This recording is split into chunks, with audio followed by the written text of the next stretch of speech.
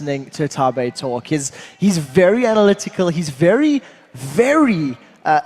sad when he feels his team is underperformed, where he's underperformed, and you see him there. You're in the final. Yeah, but you see how many times we missed, how bad this was, how bad that was. He's one of the few people that when he gets interviewed, he shuts up the entire crowd. Everybody was just like silently nodding to everything he was saying. It's just amazing. Yep, and he's I love Tabe. Really self-critical as well. Yeah. Whenever you speak him outside of the game, he's like, nah, I did that wrong, I did that wrong, I did that wrong. But they're like, dude, you're at World Finals. It helps you get to the final, the championship game. Let's try to break down a little bit more about how RYL won this matchup. Before we talk more about RYL and what they did right, I do want to talk about Cyanide in particular from Fnatic, because he was their shining light in the series. It really felt like he stepped up his game.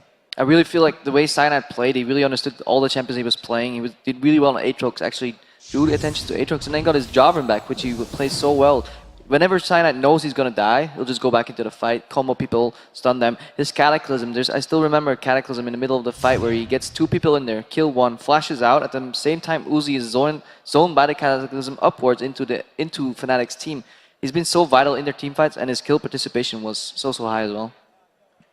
Yeah, go ahead. Okay, sure, I'll do it. And I think, yeah, by looking at how well Cyanide had been playing, like, for RYL, I'm glad that they had banned Aatrox, because Cyanide was carrying a lot of fights. He was killing 1 or 2 people by himself at multiple points during that game 3. And you lower his damage output a little bit, you give him Jarvan, who's got different strengths, but not I'm going to kill you strengths. And that actually, I think, helped RYL Club a lot throughout that game. There was a pretty big but, though.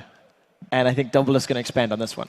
Well, I just wanted to point out more that the biggest thing about Fnatic that I saw in these series is not only did they not run TP, which they're known for, and they're really good at, but Peke stepped down where Cyanide played really well. I felt like Peke was really underwhelming this entire series. He lost lane to White consistently, and I felt like he was a little over-aggressive, kind of dove into team fights recklessly, and would die for free a lot. Yeah, not only that, but I didn't feel like his rotations in the mid game were particularly effective.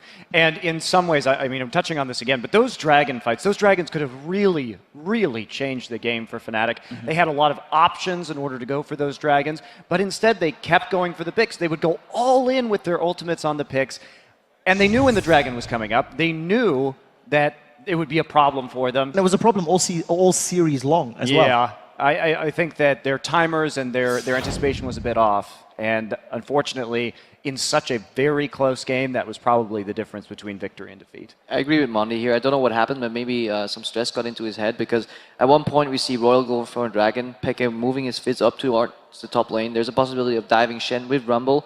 Fizz Rumble should be able to dive a full HP Shen there. Halfway, he turns around, goes back to mid. Yeah. Then goes back to the left side of the map, essentially getting zoned out again, which basically forces him out of the lane for free, and yeah, just hesitant. Yeah, it's worth noting there too that at that point I believe RYL was about 1,000 gold down, and by the time they were finished with this sequence of events, because Fnatic didn't take top turret, it resulted in a mid turret being taken as well in favor of RYL, and they ended up being up 3,000 gold after that. So it was a pretty really huge swing. Well, one of the things we have to give props to RYL for, they finished the series 3-1. The game they lost is arguably because they're so good at what I'm about to say, Fnatic was able to make it work against them. And RYL were just unforgiving in their aggression. They've seen an opportunity. They took see hero, kill hero to a whole new level.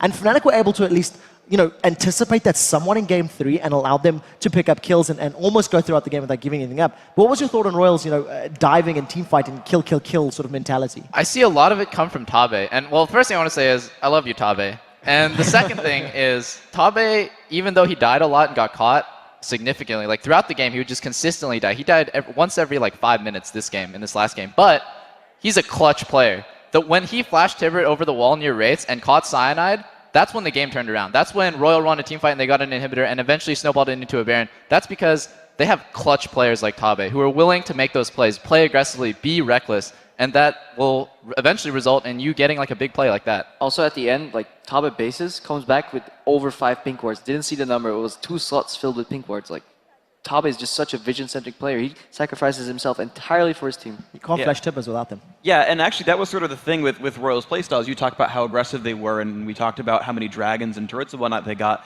That it was interesting. It was actually sort of not what I expected exactly from how these teams matched up, where Royals pushes almost always were in order to get a turret or to get a dragon. When they actually went to go force something, they were forcing for an objective. And if they won the fight, they were rewarded with objectives. And in fact, most of that last game was fought on Fnatic's side of the map because Royal are constantly trying to get turrets and inhibitors or barons and whatnot. Whereas Fnatic were setting up picks out of thin air, which we've sort of talked about being a strength for these guys because you can't expect it coming. They just suddenly show up out of a brush and you die.